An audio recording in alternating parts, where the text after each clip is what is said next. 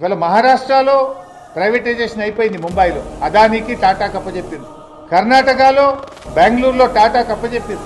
నువ్వు కూడా ఈ రైతులన్నీ ఫ్రీ ఉచిత కరెంటు అంతా పక్కకు పెట్టి పైసలు వచ్చే కరెంటును ప్రైవేట్ వాళ్ళకి ఇవ్వడానికే ఈ ఆర్పీడీసీఎల్ ఏర్పాటు చేస్తున్నావు. ఇది ప్రైవేటైజేషన్లో ఒక కుట్రలో భాగంగా నువ్వు చేస్తున్నావు.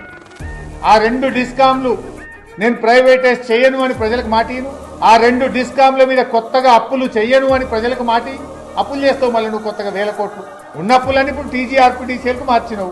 మళ్ళీ దాన్ని ఏంది కొత్తగా ఉంది, బుక్కులు మంచిగా ఉన్నాయి, ఇక దీని మీద కొత్త అప్పులు పాత అప్పులు ఏం లేవని మళ్ళీ కొత్త అప్పులు తేవడానికి డ్రామాను ప్రైవేటైజేషన్ చేయడానికి ఎన్పీడీసీఎల్ ఎస్పీడీసీఎల్లో కొత్త అప్పులు లేపడానికి నువ్వు ఆడుతున్నటువంటి నాటకం ఇది రైతుల పాలిట ఉరితాడైతుంది. ఇది సాగునీటి ప్రాజెక్టులకు శాపంగా మారుతుంది. తాగునీటి ప్రాజెక్టులకు కరెంటు కొరత ఏర్పడుతుంది. దీన్ని వెంటనే విరమించుకోవాలని చెప్పి మేము ఈరోజు డిమాండ్ చేస్తా ఉన్నాం.